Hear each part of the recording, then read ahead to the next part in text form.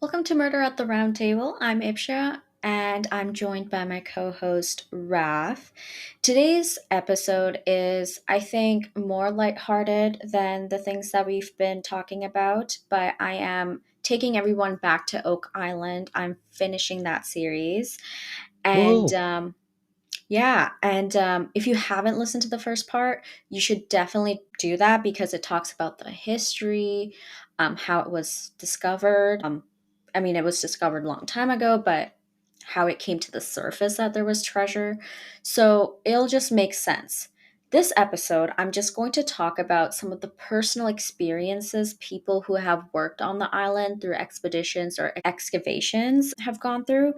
And we kind of find out what these people think where this treasure came from. I really don't have an answer from where that treasure went, but we get an idea of who brought it there, how it got there, kind of stuff. So, are you ready, Raf? Ready, steady, Freddy.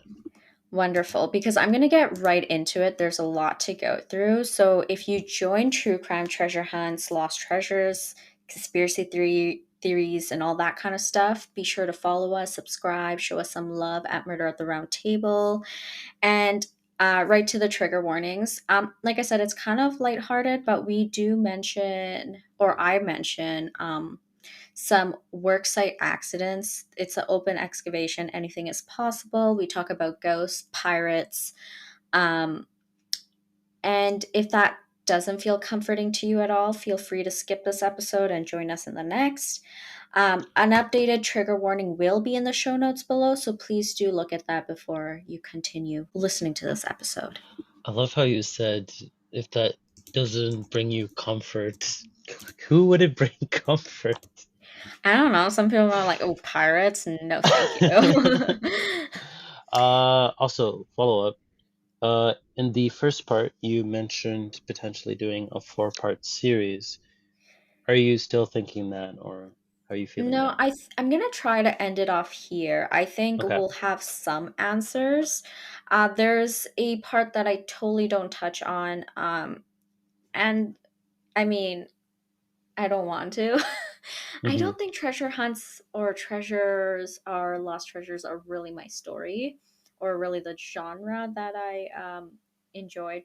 But if you want to do it, Raf, you're more than welcome to. Or I don't know, maybe in the future I'll find one that's like, okay, I really like this. But yeah, I wanna finish this off today. So it'll only be a two-parter.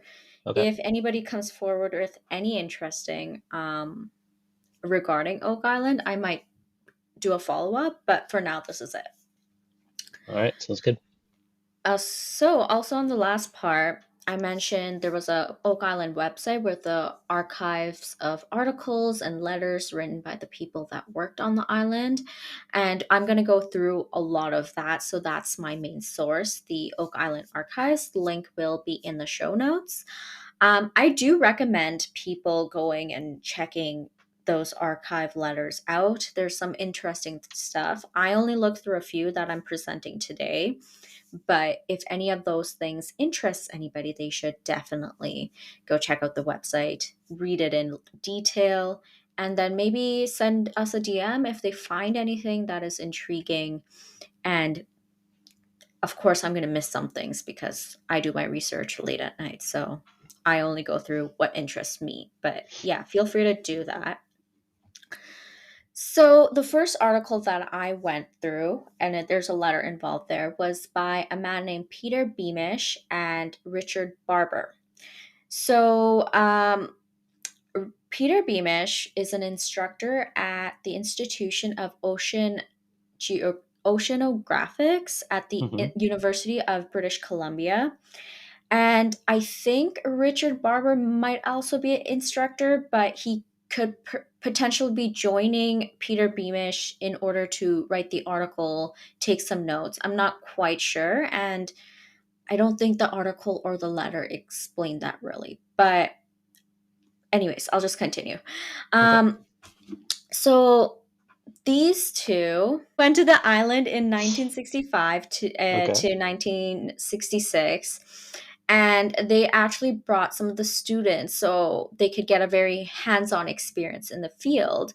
And I think this was a really fun and wonderful idea. We'll find at the end of the article, when I mention everything, that they actually had a really good time. And I think it was a wonderful experience, and I enjoyed reading about it as well.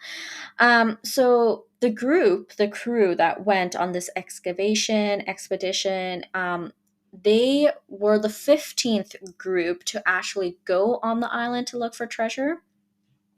We will find out later that there was another group at the same time looking for treasure, and they kind of all went in different areas of the island, not just where the money pit was located, that one area. So they kind of dispersed out. And I think in the past episode, the last episode, sorry, you talked about that there could be treasure in other parts of the island. Yep. So we'll hear a little bit about that and why they did that specifically. So I'm just gonna zoom in into my notes. I'm very blind, and hundreds 50 zoom is not working for me. Okay, so there is a letter that Peter Beamish wrote to author H.R. Harris, who also wrote a book regarding the history of Oak Island. H.R. Harris is not the same author that I talked about in the previous episode. This is an entirely different guy. And my understanding is that it is the history of the island. It is everything that I've mentioned in the past episode and everything I'm going to mention in this episode, along with other stuff. And I noticed that through my research that a lot of the people working on the island also wrote to this person. So there are a lot of letters on the site that people can go through if they wish to. So the letter explained that the group of instructors and the students, they originally planned to go to a museum there, Hmm. and then they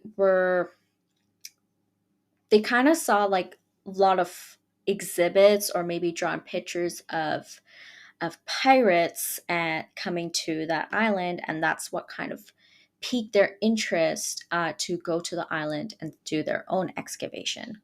Sorry. So this was when again? This was in the 19, I want to say this was earlier than I said 1965. So I said 1965 they went to the island, but I Okay. think they went to the museum a little bit before then. Okay. Okay. Following. All right. Mhm. Yeah. So um the letter also explained that they actually might have been the first group to use scientific instruments, which is pretty cool. And I'll talk about that the instruments that they used in the article portion. Mm-hmm. The letter explained that they ended up discovering 1,000 interesting relics. And I don't know if that's an estimate, but they said 1,000 relics. And based off of the relics found, Peter Beamish said the relics dated back to the original pirate expedition, and this was also backed up by experts. So, what are your thoughts? They're saying it's pirates. And Uh. I should also mention that I don't have pictures of the exhibits they saw at the museum, but Okay. I'm assuming since during the time of pirates there was no cameras, it was probably like painted pictures that someone might have drawn up later on. Okay. I think it's I think it's pretty fair to to consider it being pirates. All right. So, the question of whether or not it was pirates, I'm gonna say yes, or at the very least, it was somebody who wanted people to think that it was pirates. Hmm. So, yeah. Okay, so some of the things that they found a Spanish coin dated to 1598, Hmm. 300 other metal objects of archaeological interest. This included axe heads, old iron and some files. I actually don't remember what the files pertain to, but it's okay. An axe head was around 9 inches by 5 inches, and it was reported to be very corroded. A skin diver, which was the term used for scuba divers during that time, found an anchor. Many pieces of china were found, and several iron rings. So listening to those things, I know Peter Beamish said pirates, but do you have any other suggestion from those list of items? 100% you could have had like a shipwreck and then the currents like carry that stuff over. Yeah, you should write that down. Okay. Yeah, definitely write that down. All right, sounds like I was Uh, right, guys. Possible. Moving ahead, the letters continue explaining an accident involved or involving an individual named Mr. Rustall and his son, along with three other people. We'll talk a little bit about that in detail a little bit later. In the letter, Beamish explained that he believed that Mr. Restall was the first person to fall in the pit that they were digging. His son went down after to help, followed by the other people who were also trying to help. Um, this event quite surprised Mr. Beamish, and he actually quoted, "quote This is amazing thing to happen to, or amazing thing to happen in so small a pit," end quote. And I think by amazing he means like it surprised him in a way. Mm-hmm. Last few things mentioned in the letter is how the expedition started. He explained that the 19 students, like I mentioned, they came to the Citadel Museum in Nova Scotia. They found exhibits of pirates bearing treasure, and there were signs and stuff, so that kind of piqued their interest. In the letter, Mr. Beamish said that there is a ghost on that island protecting the hidden treasure, which is estimated to be $30 million, and it is believed to belong to Captain William Kidd. And the location of that $30 million is the money pit. Captain William. There's a lot of Hmm. like numbers being thrown around regarding how much money is in the money pit, but we're not going to talk about that right now. Okay. I just pulled up a picture of this captain. Damn, that's What quite do the you think? sketch. I haven't looked at him yet. Um, yeah, anyways, lastly, Beamish stated that almost over 1,500,000 have been put towards finding this money pit overall, not just him. But he also stated that not much has been found, only a few pieces of coins, change, sorry, and whatnot. So, like small things and nothing worth the amount of money that has been already put in towards finding treasure or what is believed to be the treasure. Mm-hmm. All right, so I'm going to move on to the article. Do you have anything that you want to say at this point? Not particularly. Okay. Yeah, I'm waiting to hear more. So the article just goes into very specific things about the things that we mentioned. So I'll get started. Okay. So the article goes deep into the experience this group had on this island. It is very detailed. I encourage everyone to read it. I nitpick parts that were fun and interesting to me. But like I said before, I think overall this group had an amazing time on this island. It was definitely experience students would want. So that was pretty neat to read through. Mm-hmm. So I mentioned at the start that this group, I actually don't think I did mention, but it was written in my script. This group was the 15th expedition on the island and also the first, this part I mentioned, they were the first to use scientific survey and modern geographical equipments. In fact, Peter Beamish and another geophysicist, Don Barrett, camped on the island before the start of the entire expedition. And I think they did this the year before. I'm not 100% sure. During their stay, they used different equipments and instruments such as the detecting magnet and gravitational anomalies. I have no idea what a gravitational anomaly is, but I think a detecting magnets are those things people use at the beach to find like metals and sharp things under the sand. Yeah, that makes sense, but gravitational anomaly, how do you even test for that? What?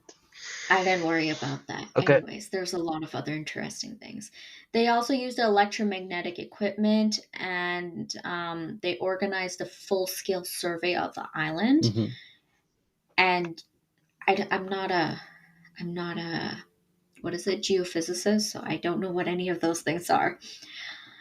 The entire crew arrived to Mahone Bay, and I'm sorry I don't have a map for you, Raf, but anyways, it's a bay. They use the beachcomber instrument, and they were very, very interested in using that instrument. And within an hour, they picked up dozens of coin and metal objects. Hmm. But what is really interesting, Raf, about these metal objects is that they indicated a sunken ship nearby. Look at that. Oh my gosh, she guessed it. Who would have known? Yeah.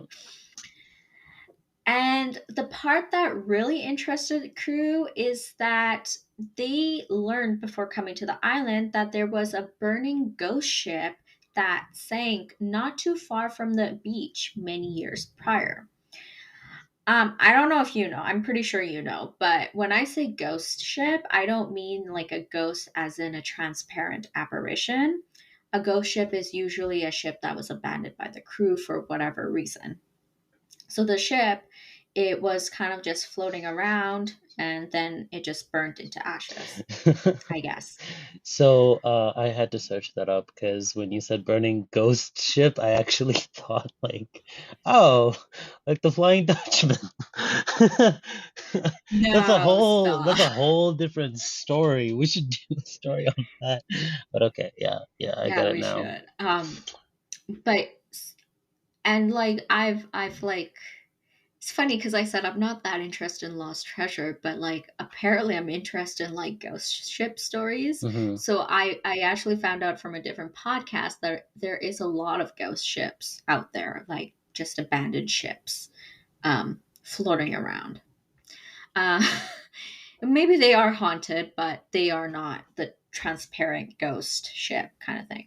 Okay, just All left. right, Makes sense. yeah.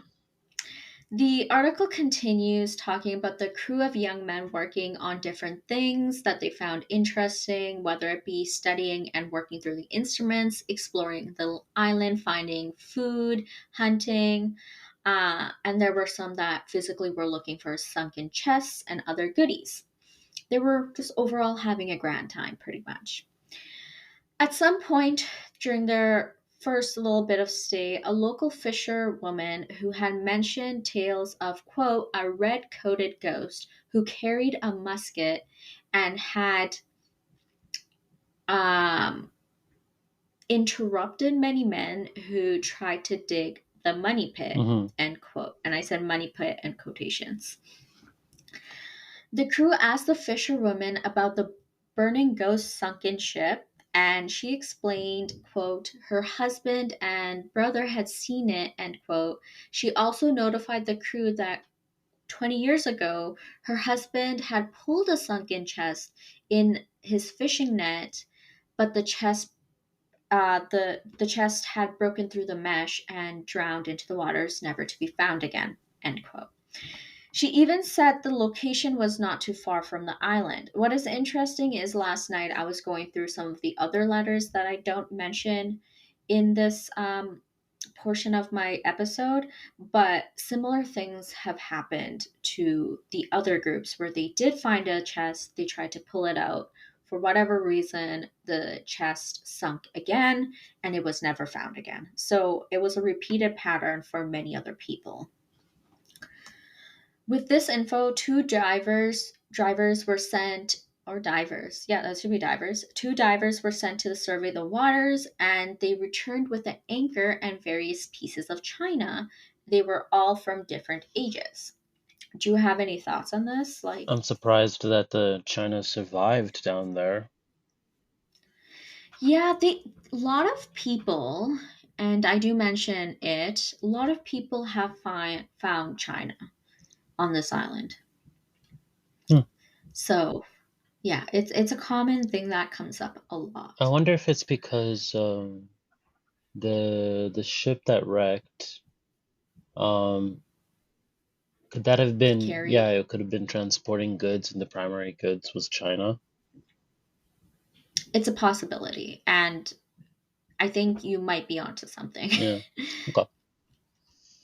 All right. So on the third day of the group's exploration, the group found their major anomaly or Mm-hmm. finding. And the position of the anomaly is very interesting. It was positioned close to the oldest oak tree on the island.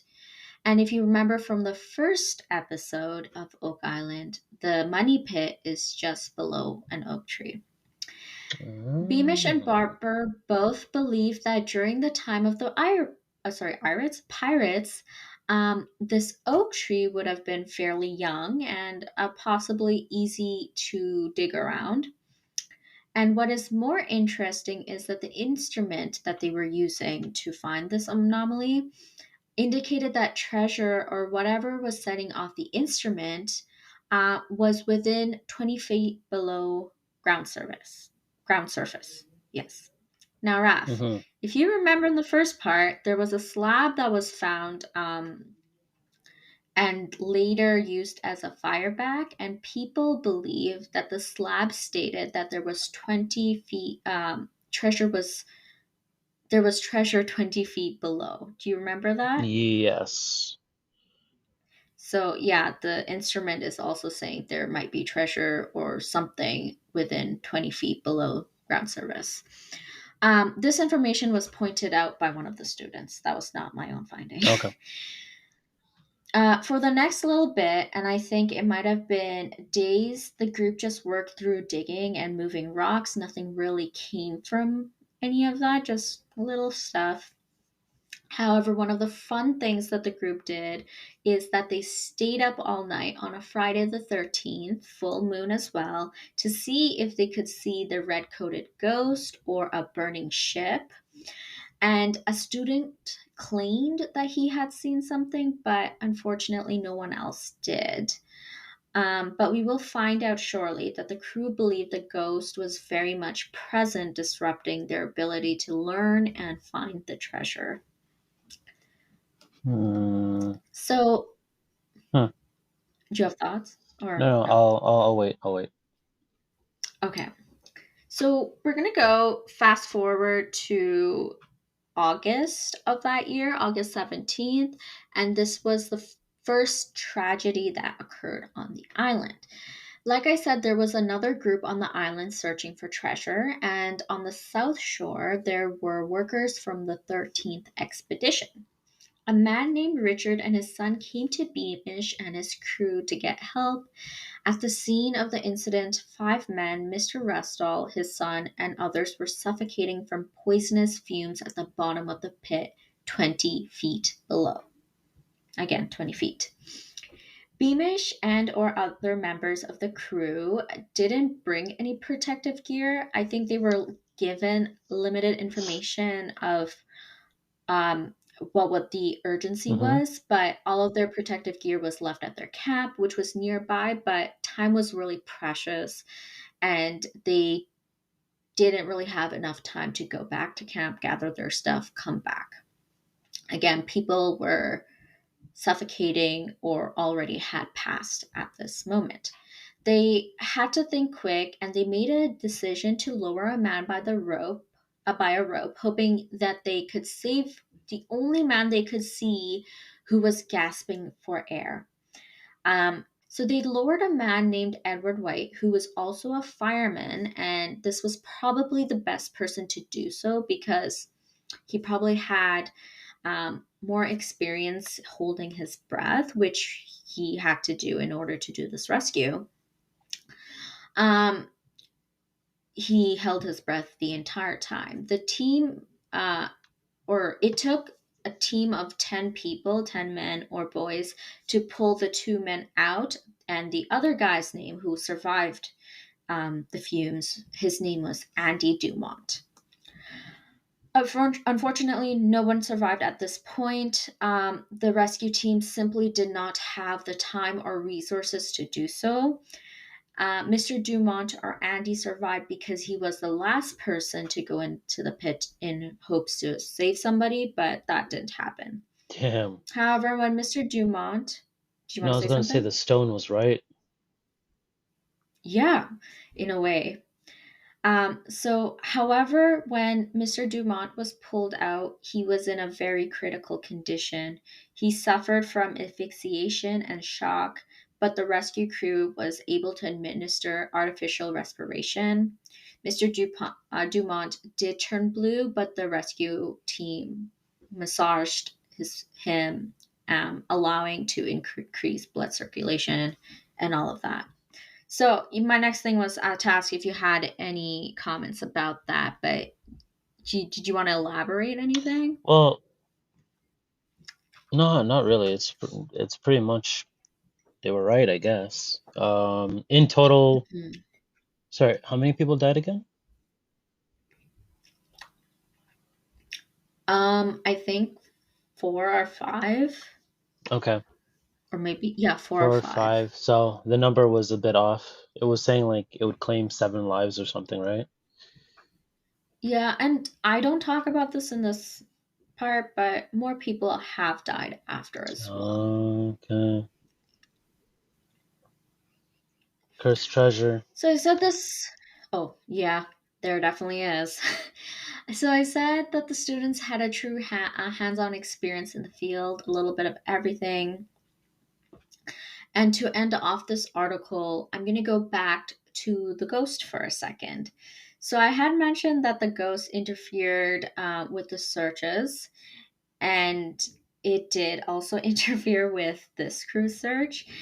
So I had some points, but I would also like to say that I thought that the crew was blaming their lack of success in finding the treasure on the ghost. So it wasn't really the ghost, but it was probably just human error or nature. So the first one was that the instrument that they were collecting things like magnet and magnetic things, um, they often had to remove things on them that were also magnetic. But when they started using the instrument, they saw that the instrument would go off in an area where there was no magnet, or it was just rocks. So they started collecting a lot of magnetic rocks. Um, they thought that was kind of silly, but there could be magnetic rocks, right? Yeah, like Yeah. I. um, I'm talking about magnetism. They give minerals that are more magnetic. Hmm. I think they found like a big one. It's actually in my note coming Okay. up. But all right. During the final week of expedition, half of the students, excuse me, sorry, I burped. Half of the students and 2 instructors had water poisoning. Apparently, they blamed that on the ghost. Um, Rain filled up the pit. The problem here with the rain is that the crew, before starting, they started to dig, use mathematical analysis. And with the rain and changes to the surface level, there would be a lot of air because it changes up a lot of things. Apparently, they blamed that on the ghost too. Uh, and at last, the crew rented a bulldozer. It uncovered a conductive sulfide mineral deposit. And they were upset because it wasn't gold, and that's what they were expecting.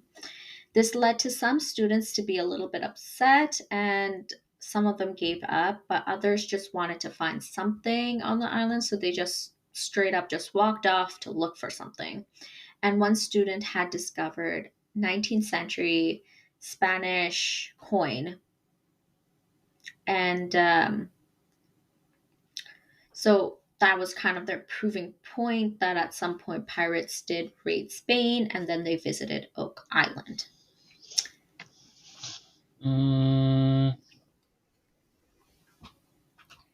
I like, have I actually timing wise we're doing great because I have some honorable uh mentions of other people, but yeah, so my argument here would be, would they have had to raid Spain first? Because yeah, I think that's depending, what they were well, getting at. because depending on when these pirates were active, they could even have just raided south. Because there was a huge Spanish presence, um, like in the southern states, right? Mhm. Early in the colonial days, and like southern states in Mexico. So wouldn't it also be possible if they were just sailing up from, like the Caribbean there or something, and they were to raid like a Spanish ship there, they would get coins. So it wouldn't necessarily, like, I guess I'm saying that it doesn't necessarily have to be Spain as Yeah. a source, but again, that depends on when exactly this happened. I want you to hold that thought for a Okay. second because one of these people in my honorable mentions does mention Mm-hmm. something, and I think it's very key. And there's a lot of things that were mentioned by different people here, and I think they're very key to think about in order to understand where this is Mm-hmm. coming from and what might have happened to this treasure. Okay. So, my first honorable mentions is Beaker Drills Limited, or sorry, Becker Drills Limited in Mm-hmm. 1969. And they also wrote a letter and they said that they did a lot of drilling. They found cavities of some sort. They found mostly wood and fine china. Next one is David Tobias. He had a theory. He said the findings that he got showed things of English origin dated to the 16th century. He said the construction of it, and by it, I'm assuming the island, it was protected by water. There is evidence that the site was used for refurbishing ships, and the island is in a secluded area not far in sailing time to and back from England. He noted that the site was discovered in 1795, so about the three dudes, and they discovered it in very pristine condition. And he quoted, quote, done purposely for secrecy and security reasons, i.g., the Spanish, end Huh. quote.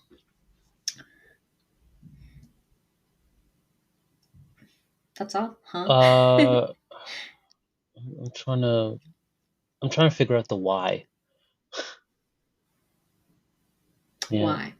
Like, why this island, or like, why? Sorry, say the part again. The secrecy part of it. Why the secrecy? Like just to hide how much money they were moving, or that's the thing I got confused about. So he just said, I'm assuming where he's Hmm. going at. He's saying that this island, if you think about like Mm-hmm. moving stuff, smuggling, hiding stuff, this was a great place Mm-hmm. to do it.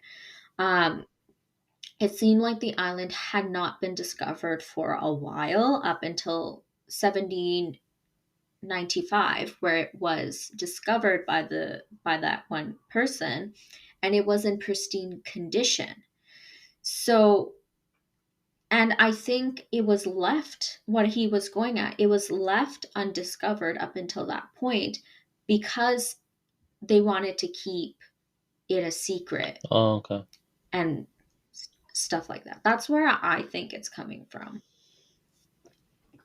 Again, you can read the article and let me know what you think. Okay. Or letter, sorry. I It's guess very short. that would make sense. Just I don't know how many Spanish there were all the way up here, but we'll take a look later. And that was by David Tobias. So if you want to look at the website, that's the name you're Okay. looking for in Okay. archives. Um, Next person is Triton's Alliance documentation report was from Colin Campbell, 1967.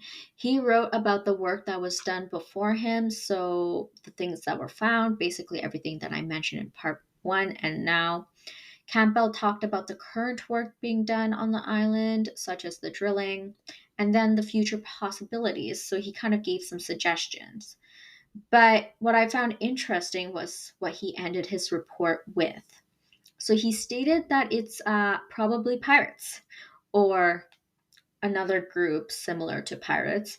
However, their reason to come to this land was not for like a small venture, but to strictly hide treasure because there was a lot of effort put into hiding the treasure.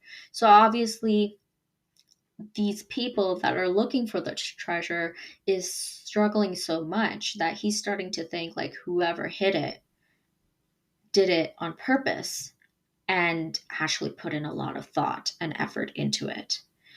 um, because it wasn't simply like, oh, dig 20 feet below the surface and voila, you have a treasure Yeah. chest.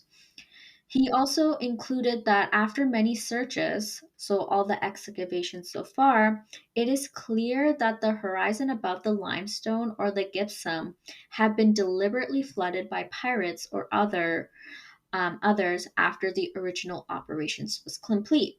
And the findings of cement would indicate that that whoever was there tried to seal up the opening to the limestone or gypsum. This confused me a little, but I think in the last episode you had mentioned that the money or treasure from the money pit had been removed, and I think this is what they're getting at. So there was once treasure hidden there. And David Tobias reports that we can assume the ships that there was ships that came into the area, so there was things brought into this island. It doesn't have to be pirates, it could have been other people too. But after some point, pirates flooded the island. They took what they needed to and tried to seal up the opening with cement and gypsum and other things. Okay. Does that make a little bit more sense? And like you said, it could have been not the Spanish, it could have been someone somewhere else, and I Yeah. agree. But I'm what I'm also thinking, like, the pirates didn't bring the treasure to the island. It might have been another group just to hide it, and they kept this island a secret. But pirates eventually got to it, took what they needed, sealed up the area, left, and then the three people or that one kid came around and been like, "Oh my god, this looks like a hidden treasure. That's Let's such go a in." major gaslight. But I then know, you have to right? convince people that you didn't take anything, right? So, Which I think hmm he did because we wouldn't have a century of people trying to look for this treasure. Before my last honorable mention, I wanted to let people know, and there are a lot of pictures of work being done, excavations being done on the site. I'm not going to share those directly onto our Instagram page because I mean, I could, but I'm not going to. Majority of my research is specifically the website, so I think people should just go there. Anyways, um, my last honorable mention, and I know you heard this name before because we did another episode that was never aired because it was kind of terrible, but it was my last honorable mention is Frederick Blair. Um, So, who's Frederick Blair? In that episode, I mentioned Frederick. Blair had reached out to an individual named Hmm. Reverend Kempton, who was credited in a treasure book called True Tales of Buried Treasure by another guy named Edward Snow. So Edward Snow wrote a book. He credited that he got his information from Reverend Kempton. Frederick Blair read the book and emailed emailed, wrote a letter to Reverend Kempton. I sadly don't have the notes from that episode, but I imagined that the letter was something similar to the following. Um, Frederick Blair probably wrote something along the line of like, "Hey, I read the book. You were credited in it, but nothing in the book about Oak Island and the money pit is true because I would know I was there." And then Rev Crampton was like, "Okay, cool. I got the info from someone else who got someone else to write the manuscript. And I gave my manuscript to Edward Snow for his book." Does that sound all right? Mm, Basically, it's like a big game of telephone. Someone told another person tried to write a yeah. book, so on and so far. Frederick Blair is coming to light, being like, "Hey, none of the thing in this book is actually accurate. I would know because I was there." Okay. At that time, yeah, at that time, I did not have much information about Frederick Blair, and I in this archives section of Oak Island website, I was able to find a little bit about him. So I'm going to end just telling you information about Frederick Blair. Frederick Blair was born in 1867 and was later Judge Frederick Blair of Probate Court in Amherst, Nova Scotia. He had spent 60 years trying to solve this Oak Island money pit treasure mystery, and he truly believed that this treasure belonged to Pirate William Kidd, or Pirate Captain William Kidd. While alive and active, Judge Frederick Blair had all rights to operate on the property of the island. When he grew old and could not participate in the hunts himself, he gave his treasure seeking rights to someone to basically anyone or someone who wanted to look for the treasure. However, he knew the efforts and the amount of money it would take someone to put like Hmm. do it um, was not worth it. So when he decided on who to give that right to, he made sure it was someone coming in with a fair amount of money and also the engineering ability to like move the water, dig in, and all that stuff. Um, so it would kind of be like Yeah. worth their time, really. Judge Frederick Blair passed away at the age of 83 on April 1st, 1951. And one of the things that this article said about him is that he knew, as many of the eager hunters found, the greatest fortune of Oak Island was the money poured in the series of vein searchers. So basically, he's trying to say that the treasure is whatever it is, but at this point, we have poured more money in trying to find the treasure than what the treasure is actually worth. uh, yeah, but that's assuming that we're right about the amount of treasure there. You never know, right? Yeah. Oh my God. So that is pretty much it. And yeah, that wraps up the series. So there has been a TV series on this, and yeah, I don't get too much into the TV series to be honest, but I thought this would take us over an hour, but it's only been 45 minutes, 50 minutes, or Yeah, no, sorry, no, this is a 46 good minutes. count. We can Yeah. probably take a look at the TV series, check out an episode or two, see how we feel about it. Yeah, we could do that. Then give like a little Yeah. overview of our thoughts. But that'll Okay. be it. Here's a Um, big one. What if there never was anything at all? Like, that is a big yeah, possibility. I'm reminded of this thing I did when I was a kid where I was just in the area where we live. I went to like one of the ponds there, Mhm. and I saw this little box that had been like tied to a tree. And I'm a bit of a nosy bitch, so I went and I opened it up. I took a look, and there was like all this stuff that people had put in, like for this like secret club or whatever. So I took a pen I'd come Mhm. with me, and then I wrote like a very cryptic message. I put it in there. I closed the box and I walked away. I never saw it again, but I'm reminded of that because I'm like, what if someone just practical joke was like, oh, let's just do this, you know, make people think that there's something here, and then they just left, and years and years and years later, after everyone's forgotten about it, people find it and are like, oh, this is a thing, but it's not. There's nothing. You know what I thought Mm, of when you said that is that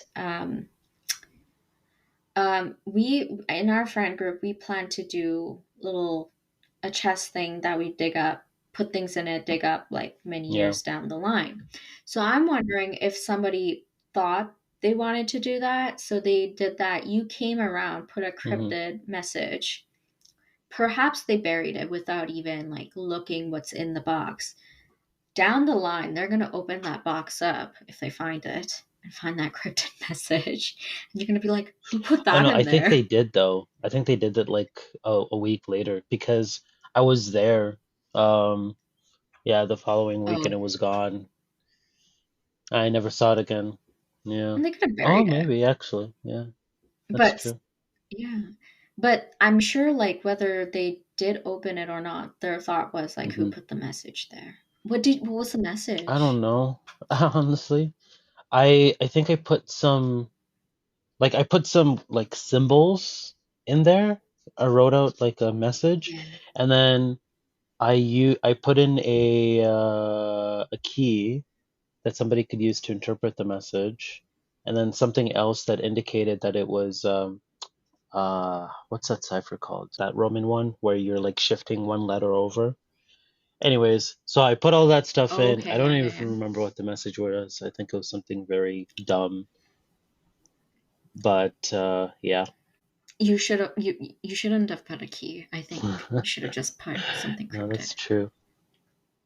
Like a quote out of a murder Yeah. mystery book.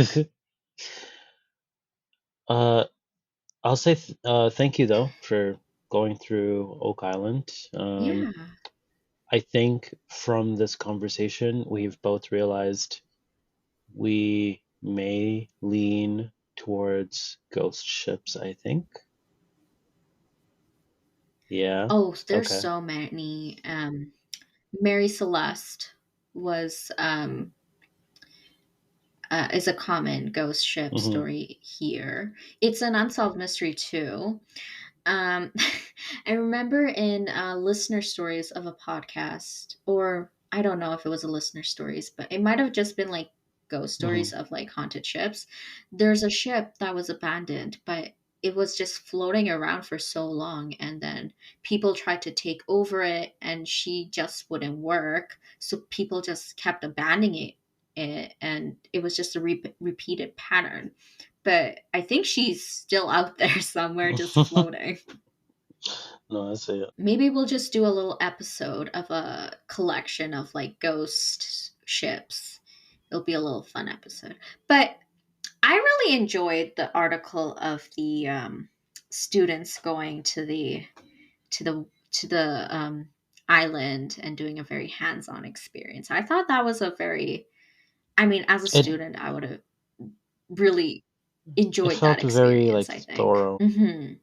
It's a good article, and yeah, read it if you can. Maybe you'll catch on something that I Hmm. never caught on to, but it Okay. was good. Okie dokie. So that is Oak Island for you. If anybody wants more information or a follow up, they can DM us comments, and maybe we will do a follow up in the future. But for now, I think I'm done with treasures for a while. Ghost ships, not so much. If you want a case study of Captain William Kidd, let us know. Maybe we'll kind of connect the dots to see whether he actually raided the Spanish or if he had been on Oak Island or in the Hmm. general vicinity. But till then, this is Oak Island. Thank you for listening, and join us next time with something crazy, I guess. Agreed. All right. Have Alrighty. a good day. Bye. Bye.